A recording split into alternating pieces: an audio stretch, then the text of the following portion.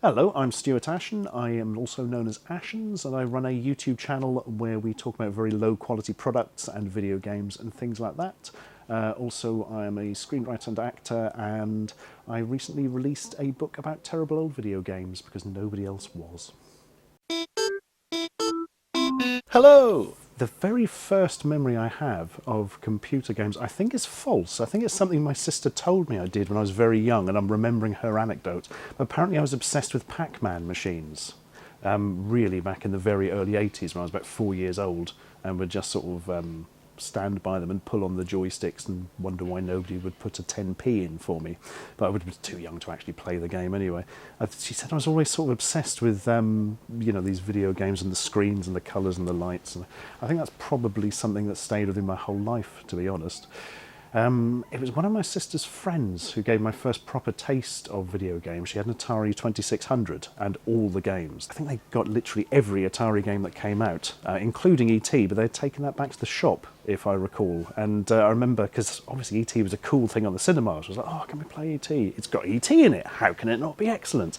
And I can't remember exactly what she said due to the fact it's immense years ago. It was something along the lines of, it was just awful. It was virtually unplayable, and I think kids who got it for Christmas would have been very disappointed with it. And I mean, they kept everything and they took it back to the shop, so that's a bad sign.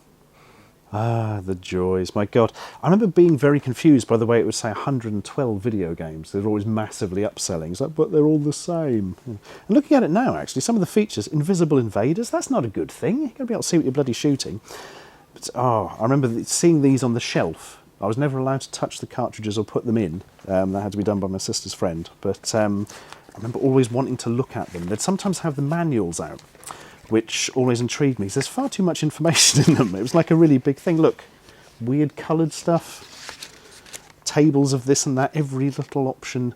And when you're sort of interested in the games, and maybe somebody else is having a go, that's a really nice thing to look through as a child. But it's the cartridges themselves I remember most, mainly because I can't get that back in the box. That's ruined forever. I remember I wasn't allowed to put them in, but they would put them in themselves, and frequently they wouldn't work. And they'd take them out, fiddle with the contacts, put them back in. I remember being very confused by that, but why does that not work properly? And then the one you really wanted to play didn't work, and that was heartbreaking. I think The Empire Strikes Back didn't work one day, and I was so excited by the concept of this Star Wars game, although, I mean, from what I remember of it, it was some blocky AT-ATs and something that looked like Defender but didn't work properly. There's something nice and physical about cartridges that you don't get on the more, things like tapes and that, because tapes were seemed like quite fragile things, but a cartridge is a very solid thing. You could feel you could, do some damage to a puppy or something with one of those. And I think that is the test of time for any video game format, really. And then from there on, my uncle gave me an old Commodore VIC-20, which was fun for a short period, particularly if you like adventures about pirates where it's all text-based. But it didn't really it wasn't as good as all the Friends ones who had Spectrums and Amstrads and Commodore 64s and things like that. So for Christmas that very year, I ended up getting a 128K plus 2 ZX Spectrum, which was, of course, the greatest thing that ever physically existed in the universe, or at least it was when I was 10. And my God, video games pretty much took over my life from then until now.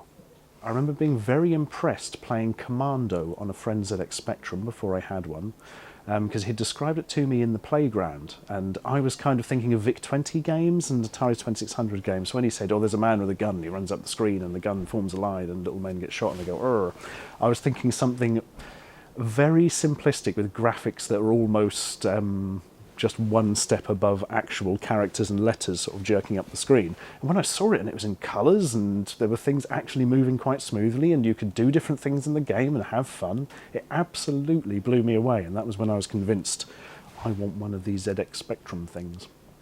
I think digital preservation is incredibly important because it's so transient if it's not looked after. Video games are one of the most bizarre sort of art formats in the sense that they disappear really quickly. I mean, if I want to watch a film from 1933, and it's not available anywhere, it's like, why? What? How come I can't get this on DVD? That's bizarre. And if nobody's got a copy anywhere and it's a lost film, that's a big thing. But video games just have such a short shelf life. I mean, like 6 months, often before they disappear, and then they might get re-released and get a Game of the Year edition or something if they're very popular. If they're not popular, they're bin and gone. You cannot buy them anymore, and you never will be able to again, unless there's some sort of weird emulation service on a later one, where you won't get a physical product. I mean, that's another story.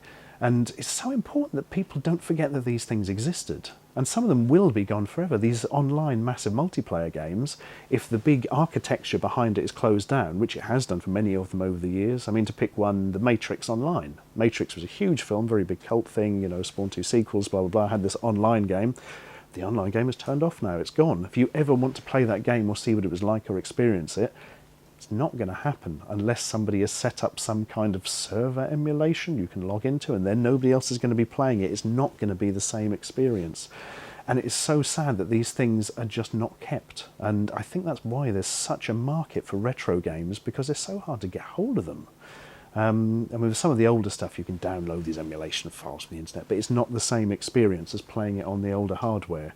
It's always got that slight level of abstraction from it, because, you know, you're playing in a window of something. It's looking much sharper than it used to. The joystick isn't the same. The keyboard isn't the same. It's not the same experience. And the more old stuff we keep, the more people will, you know, understand where we've come from, and hopefully not make hideous games in the future based on the errors they made in the past.